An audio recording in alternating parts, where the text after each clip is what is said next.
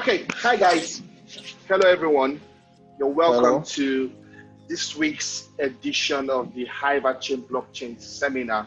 I'm super excited to see you guys, and I've missed you guys a lot. Last week we had the Q&A session on our Telegram group. I know some of us were not there to join in. Okay, but this week we'll be talking on a very interesting topic, which is Bitcoin versus Ethereum. All right, Bitcoin versus Ethereum, because a whole lot of us have different opinions on which is better, which is best, which is the best to invest in, and stuff like that. But today we're going to be trashing those questions. All right, so I have here with me no other persons than the people you already know.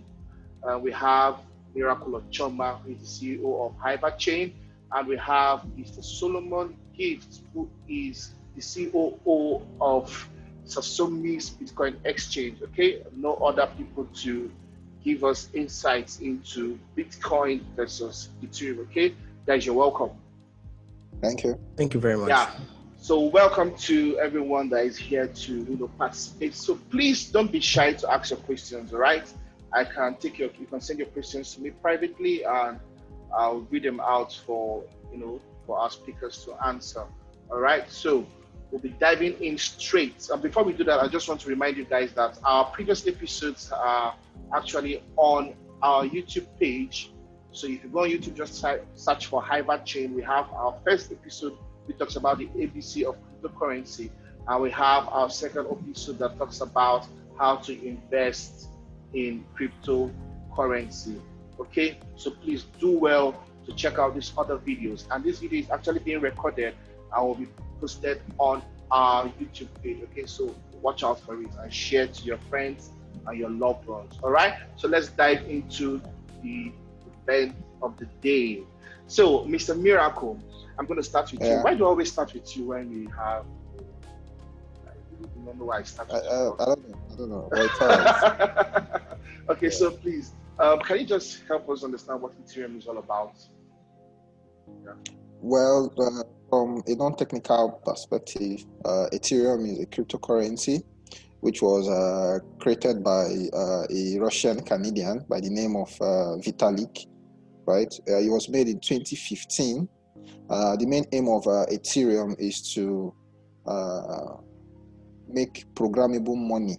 Right, with Bitcoin solved the fundamental problem, which is creating a monetary system where you don't need government. There is no middleman, just me and you, peer-to-peer transactions. That is just what Bitcoin did, and it was amazing. And it did it with a technology called the blockchain technology, which was very amazing. But then Ethereum took it up a notch, which is, why don't we make programmable money? Why don't we make use of the blockchain much more than just doing peer-to-peer, transaction, just one-sided transaction? Why can't we build insurance on the blockchain? Why can't we build mutual bonds on the blockchain? Why can't we do exchanges on the blockchain? That's what Ethereum did. Let's build things on the blockchain through the use of smart contracts, maybe dApps, and all that good stuff. So Ethereum is more like taking the whole blockchain thing to the next level. Okay, so can we actually say that Ethereum is the second cryptocurrency to be created?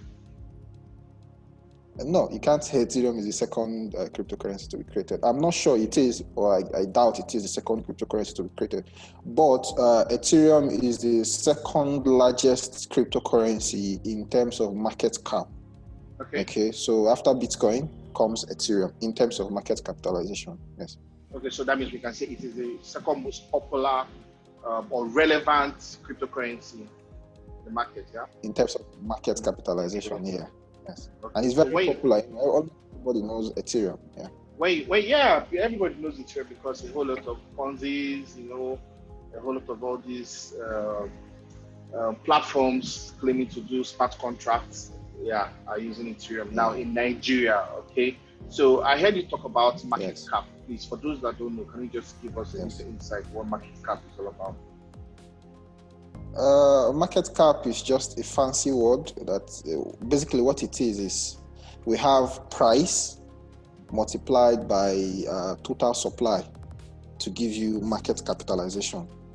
That is what it is basically. So it's more like if I have 10 cars, right, and I sell one car for 10 naira, right? The market capitalization of cars will be 10 times 10.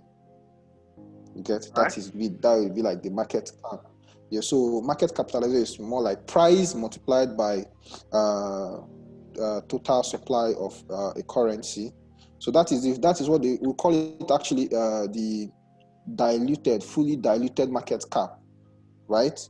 But then the normal market cap is price multiplied by circulating supply. For example, there can only be 21 million Bitcoin. That is the total supply of Bitcoin, right? In the world. But currently, in the world. But currently, we have like 18 million in circulation. So when you do the price of Bitcoin multiplied by the circulating supply, that is Bitcoin's current market cap. Okay, and that's what determines the relevance of the cryptocurrency, yeah? Yes, that's what goes to show what people are willing to pay for. Market cap gives you an idea of how big a company is. So that's it basically. Okay. Awesome. So as you were talking, I heard you mention smart contracts. I heard you mention dApps. Okay, so I'll be trying to question of dApps to Mr. Solomon. Mr. Solomon, can you just give us a little definition of what dApps is all about? Because personally, I've heard a whole lot of dApps, definitely dApps everywhere. So what's dApps all about? Okay, thank you very much for the question. So when you say dApp, what it simply means is decentralized applications. The D there means decentralized. Okay. So in a nutshell, what's a decentralized application? Just as the name implies, decentralized application is any application that runs on a blockchain. And if we already know the meaning of a blockchain, we would know why it's been called a decentralized application. So the name already explains it, why it's been called dApp, being decentralized application. So decentralized applications can be anything you can think of. Just like we have our applications in the real world, from e-commerce, from games that we play, to some apps that we use for payments. The names are limitless. Any app you have on the real world, it can also be a dApp. You can make that app a decentralized app. All you need to do is run it on a blockchain, code it on a blockchain. And that's what Ethereum has made possible.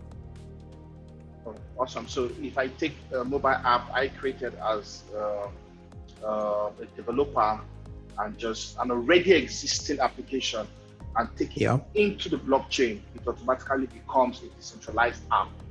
Yeah, once you code it to do the same thing, but on a blockchain, for example, on the Ethereum blockchain, it becomes a decentralized application. Awesome. So from what I'm thinking, that means I can take an app and put it on the Bitcoin blockchain. Can I also have decentralized apps on the Bitcoin blockchain also? No. Ethereum? The Bitcoin blockchain doesn't let you do that. Doesn't give you that freedom to run smart contracts or decentralized apps. Just like my colleague said, smart contracts in the blockchain space are mostly referred to as decentralized applications. So Bitcoin doesn't let you do that, but Ethereum lets you do that. You can run any form of decentralized application on the Ethereum network. Okay, so that means developers right now need to start learning how to, because I see decentralized applications as the future. Am I even seeing the future now? Because a whole lot of applications are, working on the Ethereum blockchain and they're being, called dApps, decentralized applications. Yeah. So as a developer, because I know we also have developers too on this forum. So as a developer, what's the advantages of learning? Is it a whole new level of development? Is it something that people have to start learning how to develop these apps on the blockchain? Yes. It's something that's, being a developer, you should always think of the future. What's the latest technology? We are in an era where new things come out every day, and people are thinking of faster ways to get things done, and also not to compromise security. And the whole idea of blockchain is not to compromise security. So any smart developer would start switching or transiting to creating decentralized application. And if you're a developer that you know how to use JavaScript, Python, and a whole other languages, it won't take you anything to learn Solidity, which is the language being used for decentralized app development on the Ethereum network. Awesome. So it's something that every programmer should start transiting towards. To remain relevant. Yes. And even industries, they've started making their applications decentralized. Awesome. Do we know of any decentralized application in Nigeria? In Nigeria, none. In Nigeria, we don't like things like that. We love to breach security. Yeah. We love to. So how would you say that Nigerians don't like things like that? No, we love a situation where we can mess with the database. And in a decentralized application, it's almost impossible messing with the database because the database is on the blockchain protocol. I wish Samalugo was here because I'm sure he would have, countered what you just said. He's also a developer. Okay, so coming to Mr. Miracle, both of you have mentioned smart contracts, okay? And I'm sure people will be wondering what smart contracts is, okay? So please help us define smart contracts in a layman's term. Okay. Smart contract is just a fancy word. It's not like a new word. It's been here for a very long time. Basically, let me start with an example. For example, if you wanted to get a piece of land, from someone, let's say I want to get a piece of land from you, right? And then we need to come to an agreement, right? So we will need a third party, and in this case, the third party is the lawyer, right? That would come in to, arrange this contract. But then, when it comes to crypto, that third party is eliminated. Okay, that third party is eliminated, and then it's run by codes, right? We write a program that will execute the whole thing, which is if we make this payment, this would happen, right? It's more like a smart contract runs on what is called the IFTT, which is if this, then that, right? So defining a smart contract is more like it's a protocol that acts as a contract. So you can have a smart contract, a piece of code that pays your employees. So you feed that smart contract with probably 10 Ethereum, and you tell the contract at the end of the month, pay these people. So all your employees has to do is feed their addresses to the contract, right? By the end of the month, it's the contract on its own, without trigger, or without any physical trigger. It has the rules in the protocol itself. So it disseminates the funds to each person. That's more like the most basic use of a smart contract. But then when you come to like a DApp, sometimes a DApp, decentralized application, can be multiple smart contracts working together, to execute a function or multiple or series of functions. That's like a small difference between contract and a DApp. Okay, but then the smart contract is just basically simple, something that you would need a middleman to do. No, you use smart contract, you write codes, and those codes execute it without the need of a third person. So you can pay your staff salary, your landlord can collect rent from everybody in his house with a smart contract. So instead of you having to pay him monthly, so they just write a contract, which is once you make that payment at the end of the month, you have your wallet, he has his wallet. At the end of the month, when the money is collected from your wallet and sent to his wallet, maybe a digital receipt is automatically issued to you. So it doesn't require you to do anything or him to do anything. Once that is done, the public ledger is updated that this guy has paid his rent for the month of October. You get? And that can also contribute to what is called social credit. Meaning, the more you pay your rent, the more your social credit, you have more social credit. Meaning, you can, when you have a high social credit, You can get reduction in rent. People would know that this guy always pays his rent. So when you come to rent another apartment from another landlord, he can look up the blockchain and be like, oh, this guy is actually a good person. His social credit is high. Yeah. When you want to take out loan, you know that your social credit is high, so they can actually give you loans, knowing that you always pay back. So that is like the most basic functions of smart contract and what smart contracts can actually do. So things like this are already being implemented in other advanced countries, yeah? Because I know in the US you have things like this already in existence, right? So what I need to understand what I need to understand is that, are you trying to say the reason why the smart is added to the contract is because the blockchain cannot be compromised, yeah? True. So well, the blockchain cannot be compromised. That is one. Two, smart. For me, the smart there is you don't need a third party, because when you call your lawyer to draft an agreement between you and some other person, your lawyer is only human. He can make mistakes. He can also be corrupted. Because some other person might go behind your back and talk to the lawyer.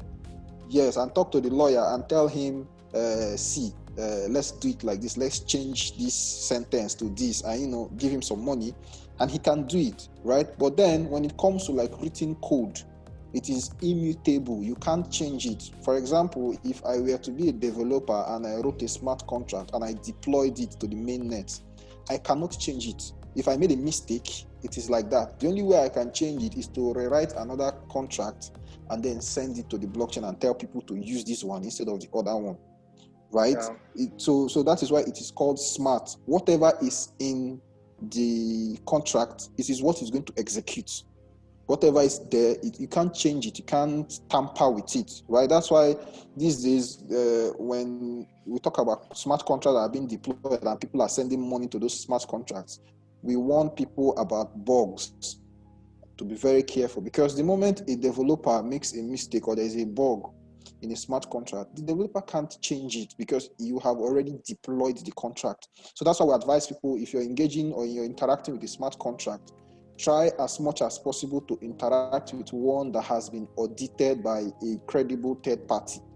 So you write a smart contract, before you deploy it, a company looks at it. Or for example, you write a smart contract now. Before you deploy it, you come and meet me. I look at it and say, it's good. Maybe Solomon looks at it and say, it's good. It's more like you being a writer in a newspaper, company. You have your Before you chief publish editor. it, there is an editor. Yeah. Yes, that goes through it to check out for errors and grammatical stuff. So auditing companies audit smart contracts to make sure there is no error, because once it's out there, it is out there. You can't have a chance to go and change it again. So that is why it is called smart. It executes what is in there and it cannot be corrupted nor changed. That's it basically. Awesome. So as you're talking, I was already having ideas in the real estate industry using smart contract, but I'm not going to share it here. Okay, it's my own. So I'm going to keep it to myself. Yes, okay, sure. So about last week or so, I saw an ad on Instagram. I think there's a company in Lagos that deals on cryptocurrency. Okay, and I think they just launched a smart card which you could use to, make payments using cryptocurrency, Bitcoin. Make payments in shops. Now, shops in Lagos have started accepting Bitcoin. I was amazed. Like, you walk into a shop and you have just the same way they usually have POS available.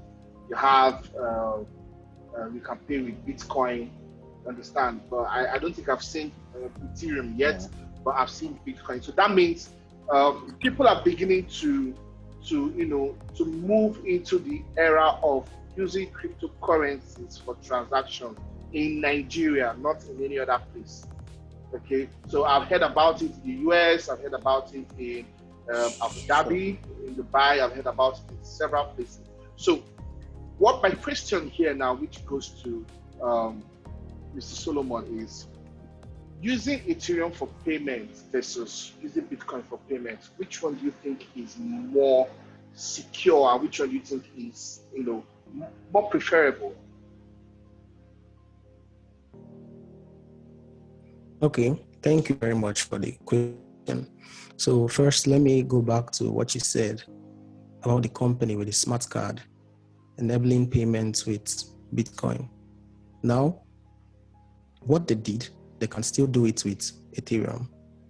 Basically, what they did was just to create a card where they can issue it to users, and you can make use of that card if you have Bitcoin with them in their own wallet, and they are deducting the amount you're spending based on the cash they have with the bank they have a partnership with.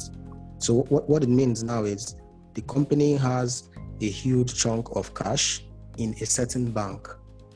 It can be any bank.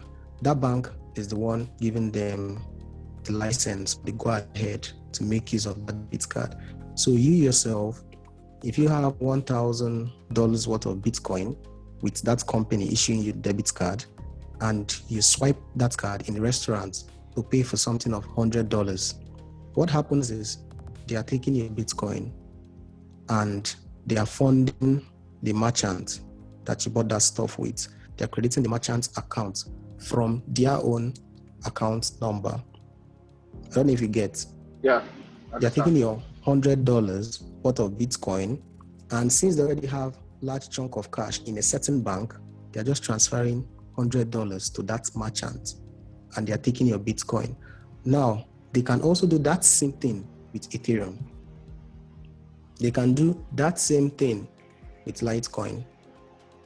The only question now is, the company issuing you the card, do they support Ethereum or do they support Litecoin? So if you get the logic, you will know that yes, they can do that same thing. Debiting your smart card, you spending your Ethereum or Bitcoin from your smart card, they can do it with any cryptocurrency. It's just based on their own preference. Do they feel okay supporting Ethereum or any other cryptocurrency? Of which right now they feel very okay supporting Bitcoin. So that's about the smart card. Then when you talk of as an individual peer-to-peer transfer, spending with Bitcoin, this is now peer-to-peer, not with any debit card, from your own Bitcoin wallet and from your own Ethereum wallet. Currently, based on the rate of decentralized applications, dApps, for the whole DeFi craze going on right now, the transaction fees on the Ethereum network is super, super high. So it doesn't make sense currently to transact via the Ethereum network, because you will spend over $10 to make a transfer of just $100, which doesn't make sense. Initially, it wasn't like that. But recently, that's the new thing now. So currently, it's better to make use of Bitcoin. But once Ethereum have completed their migration to proof of stake, it's expected that the fees for transfers will drastically reduce. So but for now, Bitcoin is better. And that's because of the high transaction fees on the Ethereum network. Awesome. So for Bitcoin and Ethereum, which has the best use case? Okay, Bitcoin major use case is peer-to-peer transfers, and some persons use it too as a store of value based on the steady increase over time. People use it as a store of value, but the major use case is more of like peer-to-peer transactions. But Ethereum can be used as peer-to-peer, and it can also be used as to run decentralized applications. And when you talk of decentralized applications, the opportunities are limitless. So I'll say Ethereum definitely has the best use case, because Ethereum created a platform where anyone can make use of the blockchain technology. Okay. So Ethereum is more open for people to use, more flexible for people to use. Okay, awesome. Yeah. So now I know a lot of people are asking, which one should I buy?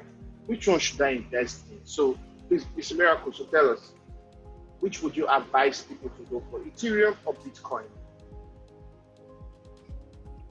I feel you already know my answer, right?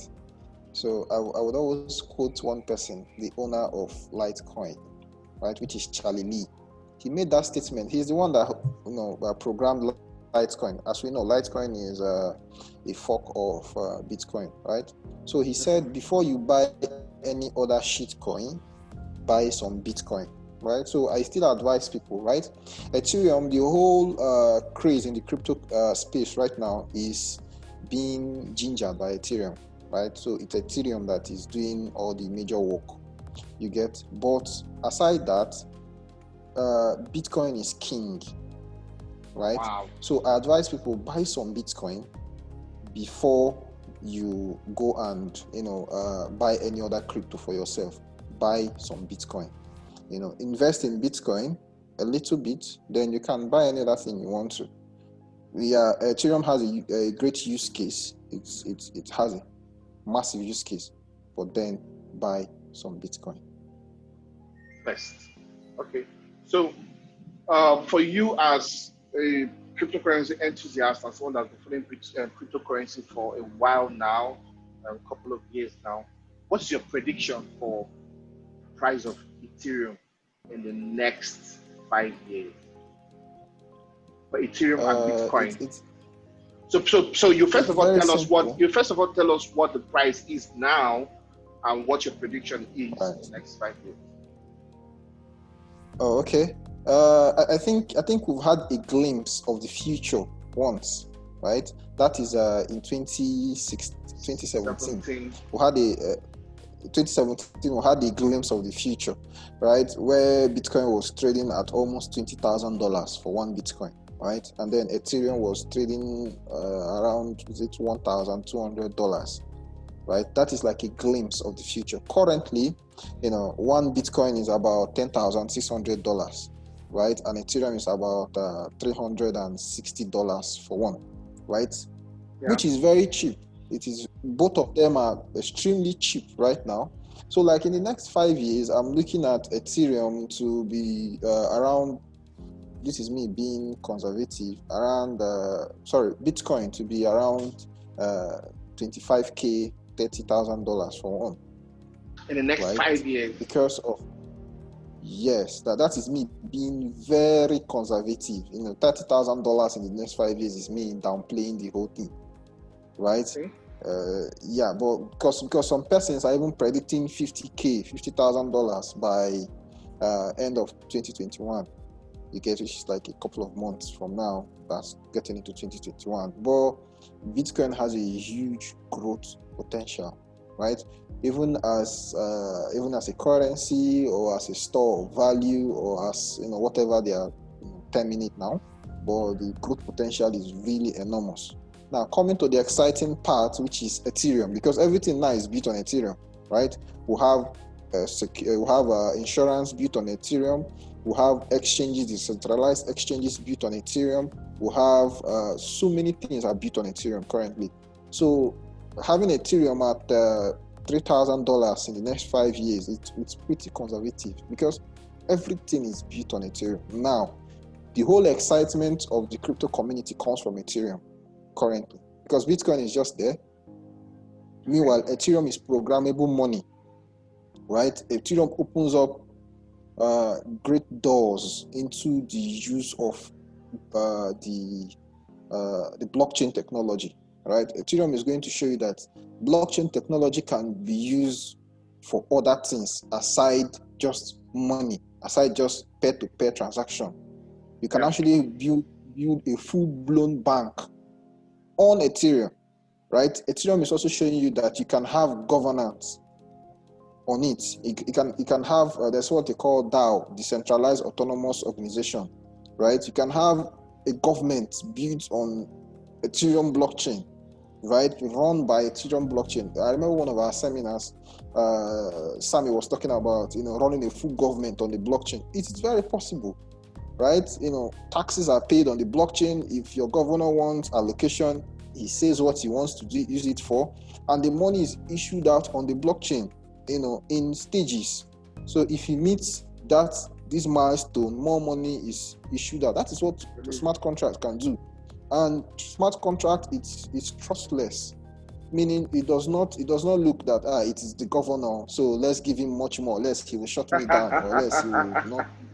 No, it releases the money as the program says, and that is it, right? If you don't meet the milestone, it doesn't release the money for you, right?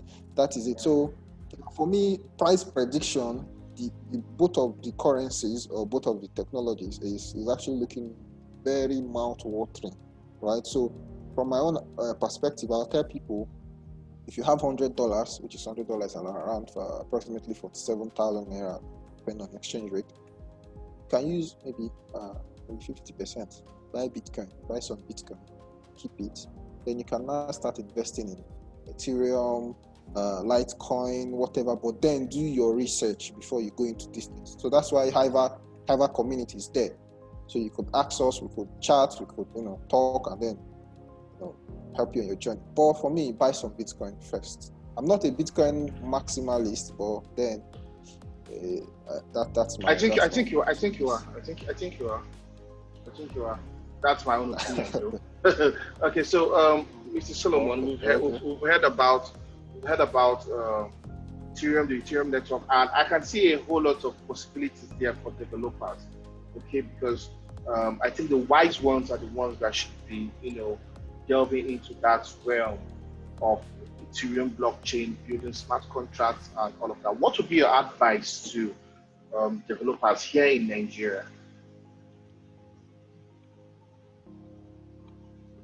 Learn how to code decentralized applications on Ethereum. There are other platforms that support that. You have Neo. You have the new one now, Polkadot. We still have Cardano and a few others, but focus on Ethereum. Perfect coding decentralized applications on Ethereum. And 2-3 years from now, next year, it's not even 2-3 years. If you use 6 months, 8 months to learn that, next thing you'll be earning your millions. It's as simple as that. Awesome. Because that's what everyone is looking for right now. Because it got to a time where we're looking for developers that knew how to code JavaScript. Oh, are you a JavaScript developer? Are you a JavaScript developer? So that means the time is coming, or the time is even now, where companies start that was looking 2011, 2012, 2013. Yes. It's now. People start looking for, do you know how to develop on the Ethereum blockchain network? So developers need to start to, position their mind into learning how to develop the Ethereum blockchain network. Yeah. All right, so guys, I think we've spoken about Ethereum and we've spoken about Bitcoin at large. Okay, so I know a whole lot of people will be thinking, a whole lot of people will be saying, because right now, I'm sorry to say this, but a whole lot of Ponzi schemes have corrupted the minds of so many Nigerians.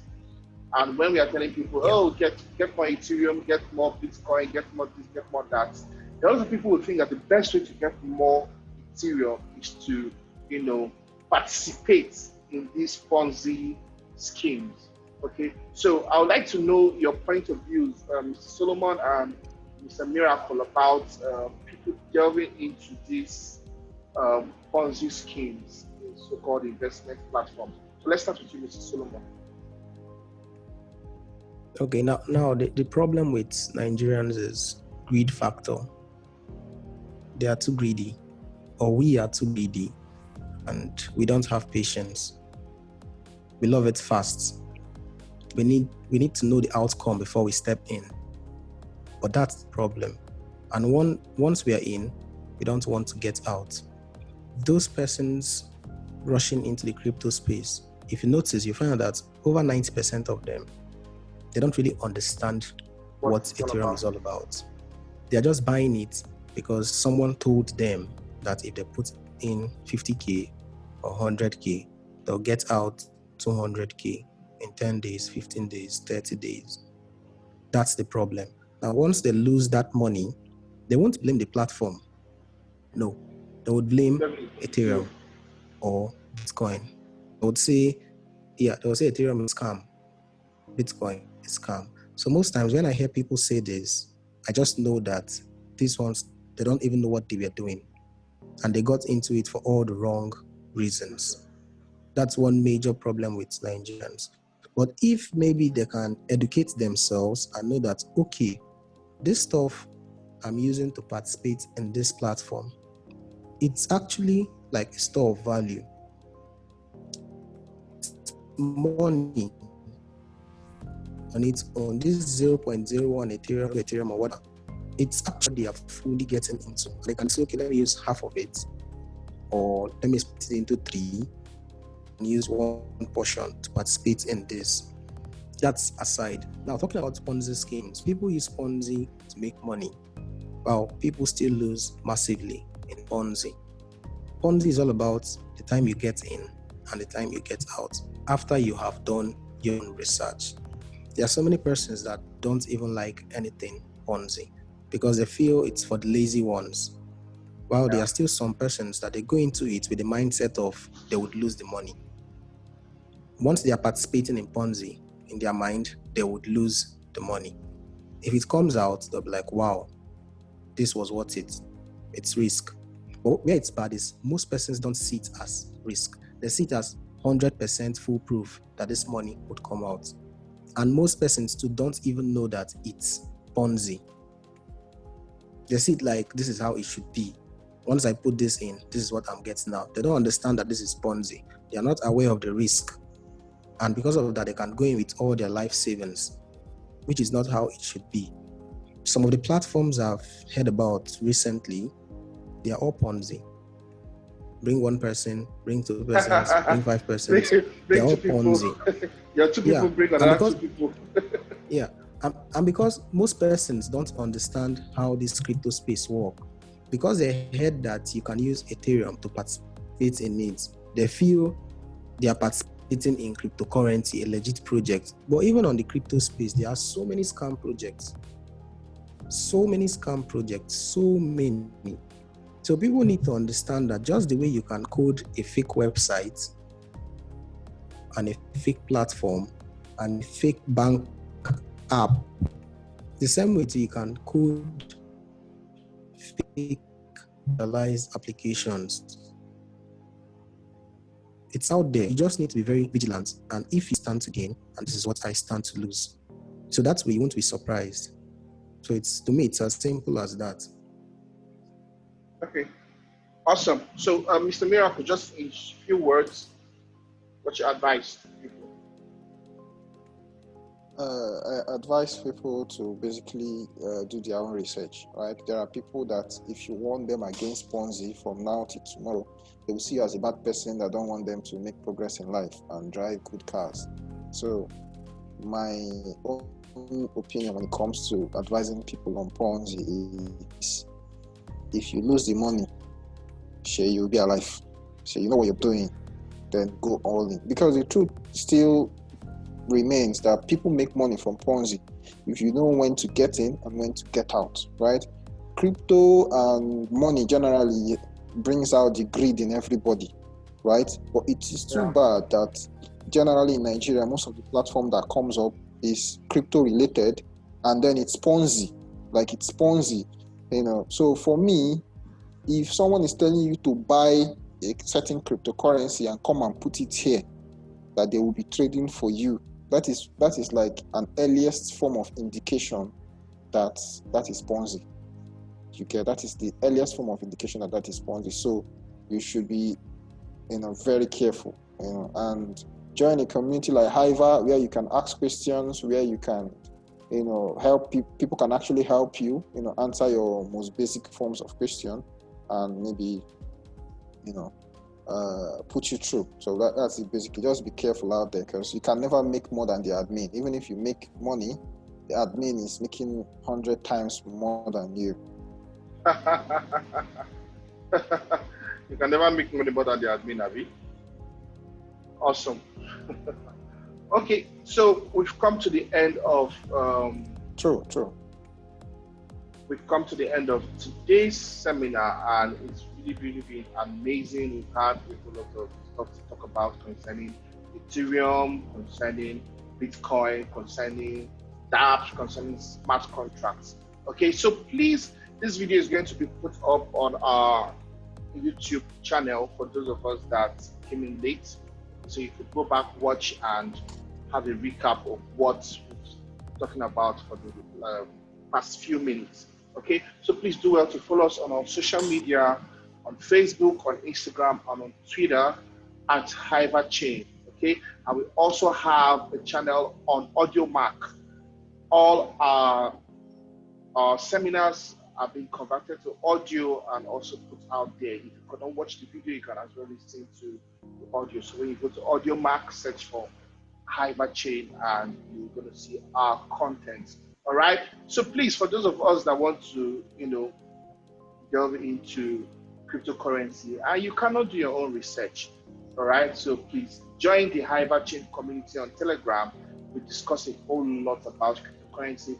We help people do their research. We help people know if this is fake or real, if this is a Ponzi or a good platform to invest your money in. Okay, so join the Hiverchain community for free and you get all this information. The link is out there to join on Telegram. All right, so I'm going to be seeing you guys next week with another amazing topic. Next week we're going to be talking about DeFi and dApps. Okay, so we're going to delve into DeFi and dApps more. All right, so a big thank you to those of us that joined and a big thank you to our speakers. We'll see you guys next week. All right, have an amazing evening. Thank you very much. Thank you very much. Yeah.